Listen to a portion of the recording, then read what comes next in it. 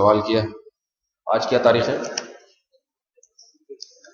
رسول اللہ صلی اللہ علیہ وسلم نے ارشاد فرمایا من تشبہ بقوم فهو منهم، جو کسی قوم کی مشابہت اختیار کرتا ہے تو وہ اسی میں سے. اپریل فول کہاں سے آیا ہے؟ گوروں سے آیا ہے، عیسائیوں سے، یہودیوں سے، ان لوگوں سے آیا ہے. مسلمانوں کا یہ کلچر نہیں. سمجھ میں آ رہی ہے بات؟ تو ایک گناہ تو اس میں یہ غیر قوموں سے نقالی، غیر قوموں سے نقالی. اور نبی صلی اللہ علیہ وسلم نے فرمایا قیامت میں وہ انہی میں سے ہوگا، پھر انہی میں اپنے آپ کو شمار کریں. دنیا میں جب ان جیسی حرکتیں کرو گے تو اللہ قیامت میں شناختی کارڈ میں اپنے نام کے ساتھ مسلمان لکھوا دینا، اسلام لکھوا دینا یہ کافی نہیں ہے. کام بھی انسان کو اسلام والے کرنے پڑتے ہیں. تو یہ چیز چھوڑ دیں، گناہ ہے بہت سا. دوسرا اس میں نقصان یہ ہے، رسول اللہ صلی اللہ علیہ وسلم نے دھوکے باز، دھوکہ دینے والے کے بارے میں فرمایا من غش فلیس منا، جو ملاوٹ کرتا ہے، دھوکہ دیتا ہے، وہ ہم میں سے نہیں. اپریل فول نام ہی دھوکے بازی کا ہے، چاہے وہ تفریح کی بنیاد پر، نام ہی دھوکے بازی کا ہے. دوسرا جرم اس میں کیا ہو گیا؟ دھوکے بازی کا. تیسرا جرم قرآن میں آتا ہے لعنت اللہ علی الکاذبین، جھوٹ بولنے والے پر اللہ کی لعنت. جھوٹ انسان کبھی منہ سے بولتا ہے اور کبھی عمل سے کرتا ہے. آپ نے کسی کے پاس ڈبہ بھیج دیا، وہ سمجھا مٹھائی کا ڈبہ ہے، کھولا تو اندر سے گلے سڑے ٹماٹر نکلے. صحیح ہے نا؟ تو یہ بھی آپ نے ایک قسم کا جھوٹ بولا. اگر تفریح میں ایسا کر رہا ہے انسان، دوسرے کو خوش کرنا مقصود ہے، تو تفریح میں جو ہے پھر تفریح کے لیے ایسا دن متعین کریں یا ایسا ٹائم ہو جس میں غیر قوموں سے نقالی نہ ہو. اسلام میں کسی دوست کے ساتھ تفریح کی بھی اجازت ہے. نبی صلی اللہ علیہ وسلم نے، ایک بوڑھی عورت نے پوچھا یا رسول اللہ کیا میں جنت میں جاؤں گی؟ آپ نے فرمایا بوڑھی عورتیں جنت میں نہیں جائیں گی. بوڑھی عورتیں جنت میں، وہ بیچاری رونے لگی، ڈر گئی. تو آپ نے پھر فرمایا کہ جائیں گی مگر جوان ہو کے جائیں گی. اس بڑھاپے میں نہیں جاؤ گی، جوان. خوش ہونے لگی. علماء نے لکھا ہے اس میں سوال پیدا ہوتا ہے کہ نبی نے تو اس کو پہلے تکلیف دی، تو مسلمان کو تکلیف دینا تو جائز نہیں ہے. تو علماء نے لکھا ہے یہ تکلیف بہت بڑی خوشی کا پیش خیمت ہے. بعض دفعہ کسی کو خوش کرنے کے لیے تھوڑی سی تکلیف دے کے جو خوشی ہوتی ہے وہ زیادہ ہوتی ہے. سمجھ میں آ رہی ہے نا بات؟ تو آپ صلی اللہ علیہ وسلم نے اس لیے، ایک صحابی آئے، عرض کیا یا رسول اللہ سواری کے لیے مجھے اونٹنی چاہیے. آپ اونٹ چاہیے، آپ نے فرمایا اونٹنی کا بچہ لے لو.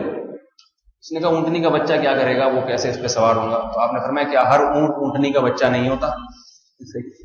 تو آپ صلی اللہ علیہ وسلم بھی مزاح کیا کرتے تھے، اور صحابہ فرماتے ہیں ہم میں سب سے زیادہ مزاح نبی صلی اللہ علیہ وسلم کیا کرتے تھے. تو مزاح میں اور مذاق میں فرق ہے. اپریل فول میں جو کچھ ہوتا ہے وہ مذاق ہوتا ہے، مزاح نہیں ہوتا. مذاق کسے کہتے ہیں؟ یا تو اس میں تمسخر ہوتا ہے، دوسرے کا مذاق اڑانا، اس کی تذلیل کرنا، اس کو رسوا کرنا، اس کو مذاق کہتے ہیں. لوگ کہتے ہیں نا بھائی کیوں مذاق کر رہے ہیں میرے ساتھ، کیا میرا تیرا مذاق ہے؟ کہتے نہیں کہتے. اس میں تکلیف یعنی دوسرے کی تذلیل ہوتی ہے. دوسرا عنصر مذاق میں کیا ہوتا ہے؟ دوسرے کو تکلیف دی جاتی ہے، نقصان بھی ہو جاتا ہے بعض دفعہ اس کو. جبکہ مزاح اسے کہتے ہیں کہ القاء السرور فی قلب المومن، کسی مومن کے دل میں سرور ڈالا جاتا ہے، خوشی ڈالی جاتی ہے. سمجھ میں آ رہی بات؟ اپریل فول میں جو کچھ ہوتا ہے اکثر و بیشتر وہ تمسخر ہوتا ہے، مذاق ہوتا ہے، مزاح نہیں ہوتا. سمجھ میں آ رہی ہے بات؟ مزاح اور چیز ہے. مزاح میں ایسی لطیف بات کرنا جس سے دوسرے مسلمان کا دل باغ باغ ہو جائے، خوش ہو جائے، اس کو مزاح کہتے ہیں. تو پہلی خرابی کیا ہوئی؟ یہ دن کس کا ہے؟ غیر قوموں کی نقالی. دوسری خرابی اس میں کہ اگر آپ دوسرے کے ساتھ مزاح کر رہے ہیں یا مذاق کر رہے ہیں، اس میں اگر دوسرے کو تکلیف ہو رہی ہے، دھوکہ ہو رہا ہے، تو دھوکے کا گناہ ہوگا اس میں. ٹھیک ہے نا؟ وہ دھوکے کا گناہ. تیسرا جھوٹ کا گناہ، قرآن میں آتا ہے لعنت اللہ علی الکاذبین.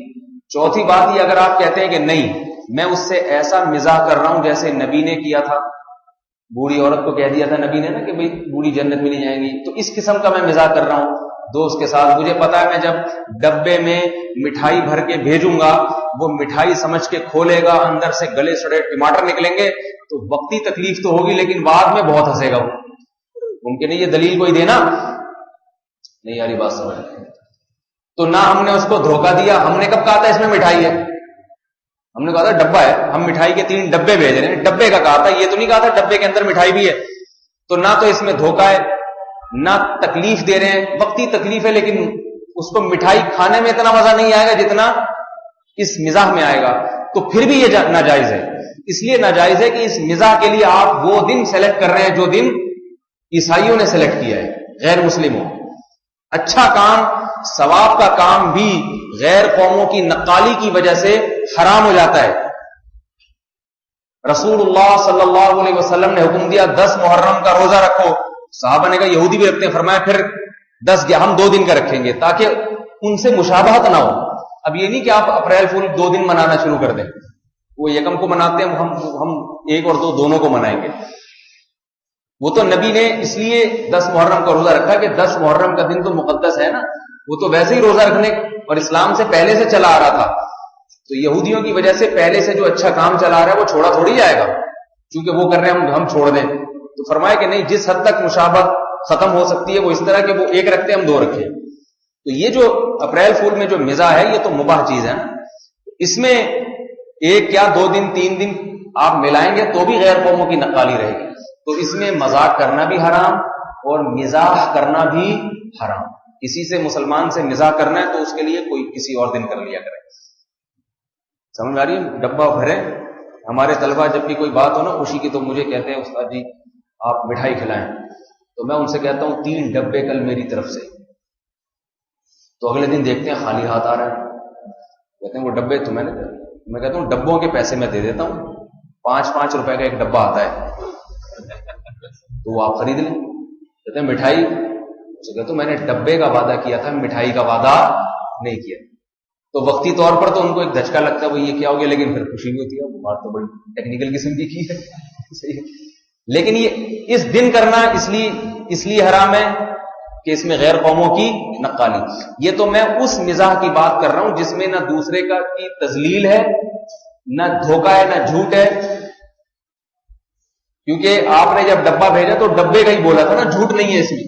اور دوسرے کا دل خوش ہو رہا ہے, یہ بھی حرام ہے اس دن.